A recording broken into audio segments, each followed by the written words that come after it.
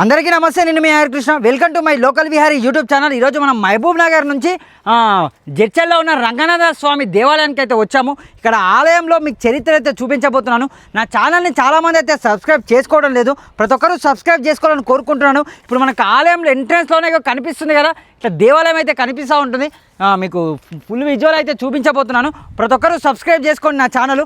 ఆలయంలో ఈ మధ్యన చాలామంది చూసే ఉంటారు, ఆలయంలో గుప్త నిధుల కోసం తవ్వకాలు జరిగాయంట. ఆ ప్లేస్ని మొత్తం అయితే మీకు చూపించబోతున్నాను. ఇక ప్రస్తుతానికి మనకు ఎంట్రన్స్లో గుడి ఎక్కేటప్పుడే మనకి ఇక్కడ లెఫ్ట్ సైడ్లో కనిపిస్తూ ఉంది, మనకు విగ్రహం అయితే కనిపిస్తూ ఉంది. చూడండి, చూపిస్తున్నాను. ఈ దేవాలయానికి వెళ్ళడానికి మాకు సుమారు ఒక గంట 1 అవర్ అయితే పట్టింది. ఎందుకంటే మేము మహబూబ్ నగర్ నుంచి వెళ్ళాలి కాబట్టి చాలా ట్రాఫిక్ అయితే ఉంది జడ్చర్లలో. అక్కడ అలా చూస్తున్నారు కదా, జడ్చర్ల బోర్డు అయితే కనిపిస్తుంది. ఆ బోర్డు ప్రాంతం నుంచి మేము అలాగే ముందుకు వెళ్తూ ఉన్నాము. ఈ రంగనాథ స్వామి దేవాలయం ఎన్నో ఏళ్ళ నుంచి అయితే మనకి ఇక్కడ ఉన్నట్టు చెప్తా ఉంది. చరిత్ర నేను అక్కడ అయినా చాలామందిని అడిగాను, కానీ ఎవరు సరిగా చరిత్ర చెప్పలేదు. మనం చరిత్రలోకి వెళ్తే ఈ ఆలయం దాదాపు 1600 ఏళ్ళ నాటిదంట. ఒక దట్టమైన కొండపైన అయితే ఈ ఆలయం అయితే ఉంటుంది. ఈ ఆలయంకి అసలు ముఖ్యంగా చెప్పుకోవాలంటే పైకప్పు కనిపిస్తుంది కదా, కొండ ప్రాంతం చూస్తున్నారు కదా, కొండ ప్రాంతం ఏ విధంగా ఉందో. ఊరు మధ్యలో నుంచి మనం ఆ కొండ పైకి అయితే వెళ్ళాలి. ఆ కొండ పై భాగంలో దాదాపు మనకు ఒక సేమ్ మన తిరుపతి ఏ విధంగా ఎక్కుతామో ఈ కొండ కూడా అదే విధంగా ఎక్కొచ్చు. మనకు గోవింద నామస్మరణాలు ఇంకా చాలా అయితే ఉంటాయి. కొండ సేమ్ మన తిరుపతి కొండ ఎక్కుతున్నట్టు నాకైతే ఫీలింగ్ అయితే అనిపించింది. చూస్తున్నారు కదా, పైకి మెట్ల మార్గం ద్వారా వెళ్ళొచ్చు, రోడ్డు మార్గం ద్వారా వెళ్ళొచ్చు. చూస్తున్నారు కదా, అయితే మెట్ల మార్గం ద్వారా వెళ్ళాము. చూస్తున్నారు కదా, పక్కనే మనకు ట్యాంక్ అయితే చూస్తున్నారు కదా. ఇది ఏ కాలం నాటిదో మనం చెప్పొచ్చు, ఈ మధ్యకాలంలో నిర్మించినట్టు దానిగా నాకు అనిపిస్తోంది. కానీ ఈ మెట్ల మార్గం అయితే ఎన్నో ఏళ్ళ నుంచే ఉందని నాకు అనిపించింది. ఈ మార్గం ద్వారా మేము పైకి వెళ్ళాలని నిర్ణయించుకున్నాము. చూస్తున్నారు కదా, మనం ఆలయ ప్రాంగణంలో ఆలయం ముందు నుంచి మెట్ల నుంచి అయితే పైకి అయితే వెళ్తూ ఉన్నాం. ఇక్కడ ఆలయం చాలా పురాతన కాలం నాటిదిగా మాకు అనిపిస్తూ ఉంది. ఇక్కడ మనతో పాటు తమ్ముడు ఏం పేరు? తమ్ముడు నీ పేరు? తమ్ముళ్ళు సిగ్గుపడుతూ ఉన్నారు, ఇంకా ఫస్ట్ టైం కాబట్టి వాళ్ళకి ఇట తెలియదు. బాగా అలసట రావడం చేత మేమైతే బండి స్టార్ట్ చేసుకొని అయితే పైకి అయితే వెళ్తూ ఉన్నాము. చూస్తున్నారు కదా కొండలు ఏ విధంగా ఉన్నాయో. రోడ్డు కూడా చాలా అద్భుతంగా ఉంటుంది. సేమ్ మనకు తిరుపతి కొండలాగా ఘాట్ రోడ్ల మాదిరిగా అయితే ఈ ప్రాంగణం అయితే ఉంటుంది. మీరు ఎవరన్నా వెళ్ళుంటే ఖచ్చితంగా కామెంట్ చేయండి. ఎందుకంటే ఈ గుడికి ఎంతో చరిత్ర ఉందని చాలామంది అయితే చెప్తా ఉన్నారు. ఆ గుడిని చూడడానికైతే ఈరోజైతే మేము బయలుదేరుతా ఉన్నాము. ప్రతి ఒక్కరూ నా ఛానల్ని సబ్స్క్రైబ్ చేసుకునే వాళ్ళంటే సబ్స్క్రైబ్ చేసుకోవాలని. చాలా ఎత్తు ప్రాంతంలో జడ్చర్ల మొత్తం అయితే ఈ ప్రాంగణం అయితే కనిపిస్తూ ఉంటుంది. కొండపైకి ఎక్కి చూస్తే మనకు జడ్చర్ల మొత్తం అయితే కనిపిస్తూ ఉంది. చూస్తున్నారు కదా రోడ్డు ఏ విధంగా ఉందో సాఫీగా. చుట్టూ కొండల మధ్యచే రోడ్ అలా సాగుతున్న మా ప్రయాణం అలాగే వెళ్తూ ఉన్నాము. చూస్తున్నారు కదా, మన గోడలపైన గోవిందనామ స్వరాలు కనిపిస్తూ ఉన్నాయి. చూస్తున్నారు కదా, ఇలాగే స్ట్రేట్గా మీరు చాలామంది వచ్చే ఉంటారు. మీరు ముఖ్యంగా ఇక్కడికి ఫ్రెండ్స్తో కానీ ఫ్యామిలీతో కానీ వస్తే చాలా వ్యూఫుల్గా ఉంటుంది. పైనుంచి చూస్తే మీకు మొత్తం జడ్చర్ల చాలా చిన్నగా కనిపిస్తూ ఉంటుంది. ప్రతి ఒక్కరూ వెళ్ళుంటారని నేను అనుకుంటున్నాను. జడ్చర్లలో ఉన్నవారు, జడ్చర్లలో వెళ్ళిన వాళ్ళు ఉంటే ఖచ్చితంగా నా ఛానల్ని సబ్స్క్రైబ్ చేసుకొని కామెంట్ చేస్తారని ఆశిస్తున్నాను. ఎందుకంటే ఎంతో దూరం ప్రయాణం చేస్తూ మా లోకల్ విహారీ యూట్యూబ్ ఛానల్ తరపు నుంచి మీకైతే చూపిస్తూ ఉన్నాము ప్రతి విషయము. కానీ చూస్తున్నారు కానీ కొంతమంది సబ్స్క్రైబ్ చేసుకోవడం లేదు. ఖచ్చితంగా సబ్స్క్రైబ్ చేసుకోండి. ఈ వీడియోతో 5K సబ్స్క్రైబర్స్ కావాలని కోరుకుంటున్నాను. ఎందుకంటే ఇప్పటివరకు 4,100 మంది సబ్స్క్రైబర్స్ అయితే ఉన్నారు మనకు. ఇప్పుడు మనకు మొత్తానికైతే 5,000 మంది మనకు కావాలి ఖచ్చితంగా. ప్రతి ఒక్కరూ సబ్స్క్రైబ్ చేసుకుంటారని ఆశిస్తున్నాను. చూస్తున్నారా కొండ ఏ విధంగా మేము ఎక్కుతూ ఉన్నామో.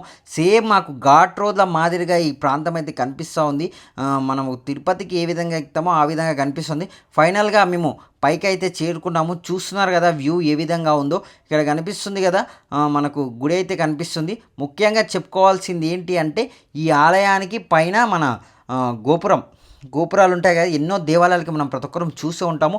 కానీ ఈ ఆలయానికి గోపురం అయితే ఉండదు.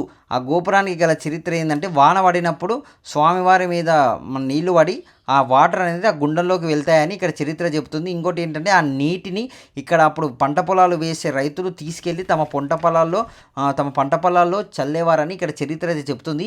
ఈ ఆలయాన్ని రీసెంట్గా గుప్త నిధులు ఇగో కనిపిస్తుందిగా, ఈ ప్రాంతంలోనే గుప్త నిధులు ఉన్నాయని తవ్వకాలు చేశారు.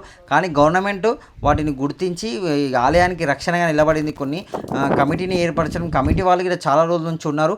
కానీ ఇంతటి చరిత్రగా ఆలయాన్ని ప్రతి ఒక్కరూ పట్టించుకోవాలని కోరుకుంటున్నాను. చూస్తున్నారు కదా జడ్చర్ల ఏ విధంగా కనిపిస్తుంది ఈ ప్రాంతం నుంచి.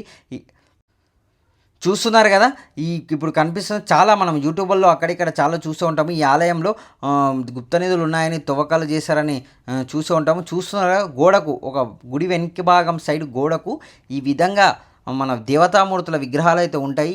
ఏ శతాబ్దం చాలా ఏళ్ళ నాటిదిగా ఇక్కడ చరిత్ర అయితే చెబుతుంది.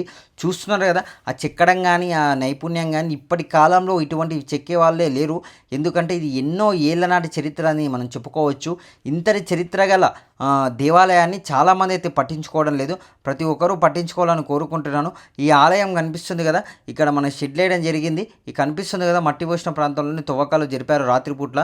ఇక్కడ ఉన్న వాళ్ళు కూడా చాలామంది దీని గురించి పోరాటం అయితే చేశారు. వాళ్ళందరినీ మనం ఖచ్చితంగా మెచ్చుకోవాలి. ఎందుకంటే ఆలయం గుప్త నిధులు ఉన్నాయని, ఆలయ ప్రాంగణంలో వజ్రాలు వైడూరాలు ఉన్నాయని ఎంతోమంది చేశారు. అయినా సరే అయ్యింది ఏదో అయిపోయింది, మన గుడిని మనమే కాపాడుకోవాలి. చూస్తున్నారు కదా గుడి లోపలికైతే వచ్చాము. ఇంకా మీకు ఒకటి చూపిస్తాను చూడండి. ఇక్కడ రాయి, ఒకటే రాయికి దేవుని ప్రత్యక్షమై ఉంటాడు స్వామి. పైకప్పు అనేది లేకుంటుంది మనకు లోపల కనిపిస్తుంది కదా.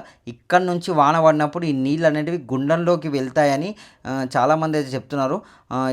ఈ గుండంలోకి వెళ్ళే నీళ్ళని చాలామంది ప్రజలు, పంట పొలాలు పండించే రైతులు ఉంటారు కదా, వాళ్ళు ఆ నీళ్ళని తీసుకొని తమ పంట పొలాల్లో చల్లుకునేవారని ఇక్కడ చరిత్ర అయితే చెబుతుంది. ఇక్కడ ముందు చూపిస్తున్న గుండం, ఈ గుండానికి కూడా చాలా ఏళ్ళ నాటి చరిత్ర ఉంది. ఆలయం ఎప్పుడు నిర్మించారో ఆ గుండాన్ని కూడా అప్పుడే నిర్మించడం జరిగింది. చూస్తున్నారు కదా ప్రస్తుతానికి కోనేట్లో అయితే నీళ్ళైతే ఉన్నాయి. ఈ ప్రాంతంలోనే చాలా తువ్వకాలు అయితే జరిపారు. అయినా సరే కొంతమంది మూఢనమ్మకాలు ఏంటంటే వజ్రాలు ఏమైనా దొరుకుతాయా, వైడూరాలు ఏమైనా దొరుకుతాయని చాలామంది ఆశపడే వాళ్ళు ఉంటారు. హిందూ దేవాలయాలను నాశనం చేయడానికి. చూస్తున్నారా బ్యాక్ సైడ్ ఆంజనేయ స్వామి ప్రతిమ అయితే మనకు రాయికి అయితే ఉంటుంది. సింధూరం ఉంచడం జరిగింది. మనం కూడా బొట్టు పెట్టుకొని అక్కడ ప్రాంతం నుంచి వెనక్కి రావడం జరిగింది. చూస్తున్నారు కదా ఏ విధంగా ఉందో ఈ ప్రాంతం. ఇంతటి మంచి లొకేషన్ని మీకు చూస్తున్నాం కాబట్టి ప్రతి ఒక్కరూ ఖచ్చితంగా సబ్స్క్రైబ్ చేసుకోవాలి నా ఛానల్ని. రంగనాథ స్వామి దేవాలయానికి మీరు ఫ్యామిలీతో వస్తే చాలా మంచిగా ఉంటుందన్న. ఎందుకంటే వ్యూ లొకేషన్ చాలా అద్భుతంగా ఉంటుంది. పైనుంచి జడ్చెల్ల ప్రాంతంలో చాలామంది వస్తూ ఉంటారు.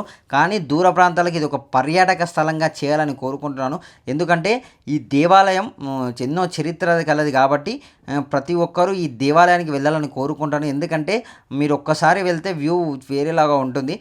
ఎన్నో మేము చూసిన వరకైతే చూస్తున్నారు కదా వ్యూ ఏ విధంగా కనిపిస్తుందో. మీరందరూ ఖచ్చితంగా వెళ్తారని ఆశ. ఇటువంటి ఎన్నో దేవాలయాలను వాటి చరిత్రను తెలుసుకోవడానికి ఇప్పుడే మన లోకల్ విహారీ యూట్యూబ్ ఛానల్ని సబ్స్క్రైబ్ చేసుకోండి. ఎందుకంటే ఎన్నో చరిత్రలు ప్రయాణం చేస్తూ గడుపుతున్నాము. కానీ ప్రతి ఒక్కరూ మేము చేసే ప్రయాణానికి, ఎందుకంటే మాది కూడా మిడిల్ క్లాస్ అన్న, ఇటువంటి ప్రయాణాలను మీకు చూపిస్తున్నాం కాబట్టి మీరు సబ్స్క్రైబ్ చేసుకుంటే అది మాకు ఎంతో సపోర్ట్ అవుతుంది. ఒక 100% మీరు ఒక్క సబ్స్క్రైబ్ అయినా చేసుకోవాలని కోరుకుంటున్నాను. జై శ్రీరామ్.